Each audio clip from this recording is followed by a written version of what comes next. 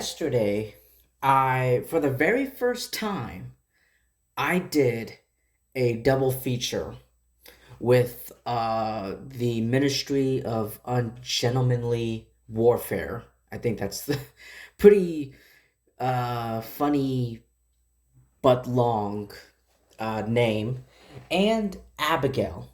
Like, I've never done double features ever. Like, maybe I watch one movie on Friday, and then like I watch another movie on Saturday, give some space, and then like sleep, have a good night's sleep in between. But this is, yeah, I'm not joking. Like, this is my very first double feature that I've done. But yeah, you guys can go ahead and check out my review for the Ministry of Ungentlemanly Warfare. It's very recent. I just recently posted it, so go ahead and check it out. I sound like a zombie in that review because I just woke up. Because I just woke up when I did that review. But I tried my very best to, keep going. And to I didn't drink any coffee, so I literally just woke up and just hit record on that video. But anyway, I'm rambling on. But anyway, go check it out. But here we are. Welcome back to this video, and I'm gonna be reviewing Abigail. So Abigail. Before I go into the synopsis or the premise of this film, let me tell you what I thought of the trailer, because I didn't know anything about this trailer. I did not see a trailer for this movie on YouTube. It wasn't trending. It was a preview that played. Abigail was one of many preview. Like, you guys know this. Everyone knows this. Like, before a movie starts, they spend like maybe 10, 15, or 15 minutes, a couple minutes, um, just showing trailers for upcoming movies that are coming soon. One of them was Abigail, and I saw the trailer, and after watching the trailer, I was like, this movie looks so stupid. Like, I recognize, like, some of the actors I recognize, like Giancarlo Esposito, Melissa Barrera, who was in the Scream movies. Um, she was in the Scream movies. Dan Stevens, Catherine Newton, Kevin Durant. Um, like, there's a couple, familiar names that I recognized in when I saw the trailer, and when I also looked up the cast list too. But the trailer didn't, it didn't hit me in a positive way. I thought it looked stupid, like a ballerina vampire, like these group of people, assassins or whatever, kidnapped a ballerina vampire, and this ballerina vampire is the mansion, the building is on lockdown, and this little ballerina vampire is like going around like eating and like it just think about that. It sounds so stupid, doesn't it? Yeah, the trailer didn't work for me, but nonetheless, but then but then here's what happened. This right here really, got me on board. Was the premise. I'm not joking, I'm not kidding you. I literally, like, yesterday, yesterday, when I got back from work, I finally looked up the premise, the synopsis for this movie, and it goes as this. It's based on, and it's also a reimagining of the 1936 Universal classic monsters film Dracula's Daughter. And I was like, "Whoa." I I was like, Dracula's Daughter. it's a reimagine of. I was like, okay, now I want to see this. Now I want to see this. Plus, the movie has been getting positive reviews, which was something I was surprised. I was honestly surprised by because I thought this movie was gonna get like mixed or like negative reviews. Um, but no, it's been getting a lot of positive reviews, and I'm like, oh, okay. So both the the positive reviews and the synopsis of the film got me on board to go out and watch this movie. Um, but yeah. But anyway, with all that out of the way, I really enjoyed this movie. I really enjoyed this movie. Um, I did not know. By the way, Brian Tyler composed the music for the film. The film, he composed and conduct the film's score. And if that name sounds familiar, Brian Tyler, he composed the music, the score for a lot of the Marvel for a lot of MCU movies. I think, I now correct me if I'm wrong. I think he did the music for Guardians of the Galaxy, maybe Thor. I no, I don't think it's Thor. Maybe Guardians of the Galaxy, definitely Guardians of the Galaxy. But correct me if I'm wrong. But yeah, I was like, whoa, I did not know that. So yeah, this movie I had tons of fun. I saw this movie with a friend of mine. It was just the two of us. We went to the movie theaters. We had nothing to do yesterday, and we were like, "Hey, want to go see Abigail? And you want to see a movie?" He was like, "Yeah, sure. Why not?" And yeah, it's a vampire horror comedy. That's the best way. Yeah, that's the best way I can describe this movie. Like, there are some funny moments in this film, and some funny dialogue being given, especially Kevin Durant. Kevin Durant's character, Peter, I believe. Um, Kevin Durant, man, my God, like all muscle but no brain. But he provided a lot of great comedy. Um, um, but yeah, we really enjoyed this movie, my friend and I. Um, it was very entertaining. I wasn't bored. Um, the score, it was pretty. The score and the setting was very suspenseful. It really did. It really, it.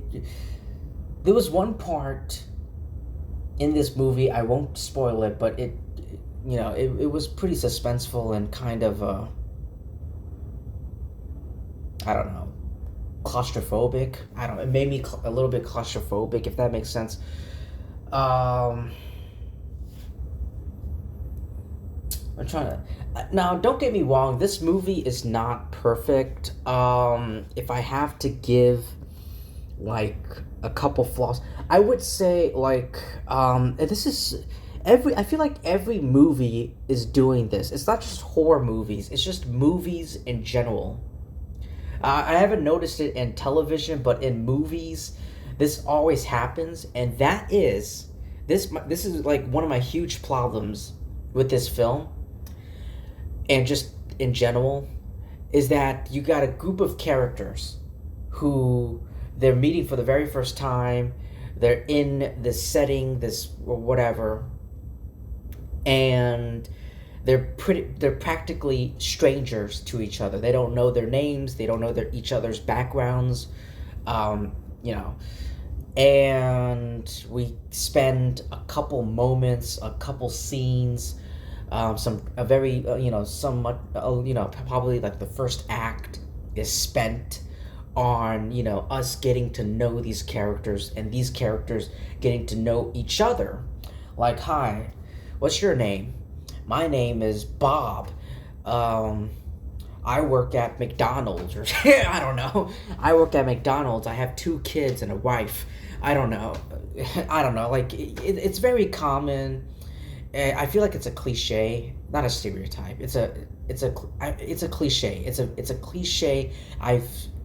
I've seen so many times being repeated in a bunch of movies, dozens of films, and I feel like I feel like there should be a better way to get these characters to know each other rather than just talking and just like, you know so that's one problem. That's one big problem I have, not just this film but in general.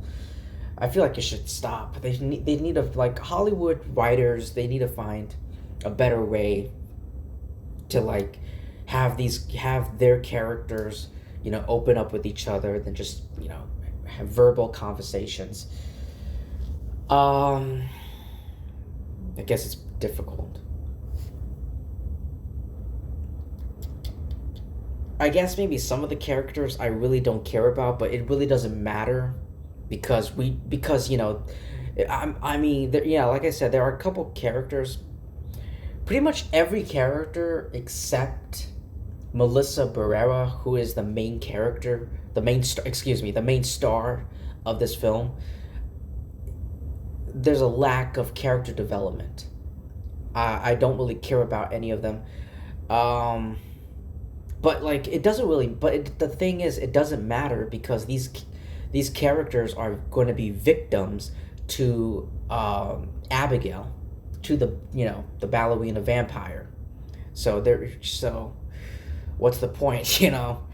Um, I guess that's pretty much it. Catherine Newton. I didn't know she. I didn't know she was.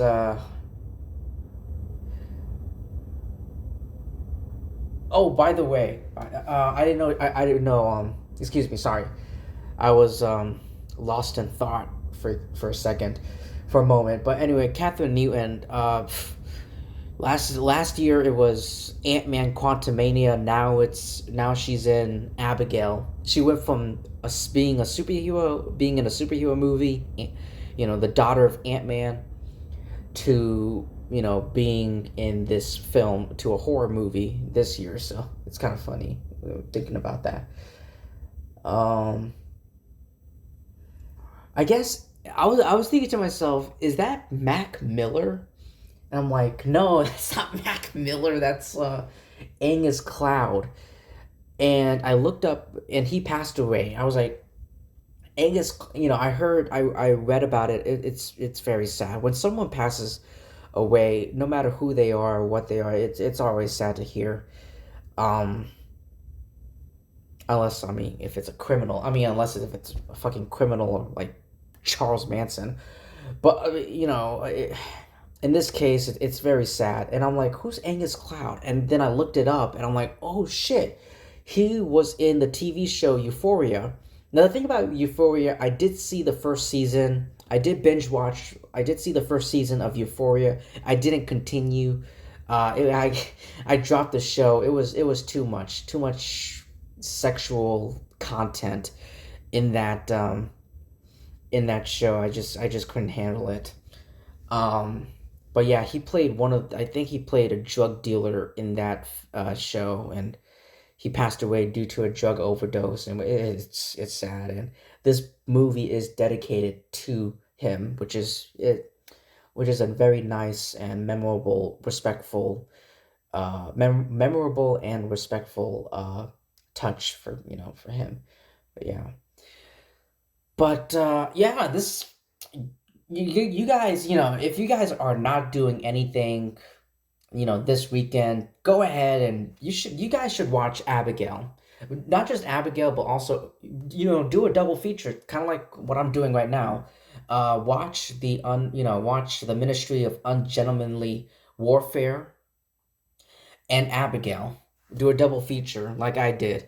Both of them are really solid, decent. I feel like this movie is better. I had a, I thought at first, I thought Ministry of Warfare was, I had more fun. I had a better time with that movie than with Abigail. But after thinking about it, but after really thinking about it and sitting on it, I think I like Abigail more than Ministry. But anyway, both of them are very decent, really fun time that you'll have in theaters if you guys aren't doing anything this weekend. So pretty much that's it. That's all I have to say with Abigail. Really great time. I had a good time watching this film. But anyway, thank you so much, everyone, for taking your time to listen to my review. I appreciate it. And I'd appreciate it more if you like and subscribe, because when you subscribe to my YouTube channel, you'll be helping my channel by tons, by a bunch. You'll be boosting it. And I would really want that. And, it would mean a lot for me if you guys did that. So anyway, thank you so much, everyone. And I'll see you in my next video. Peace.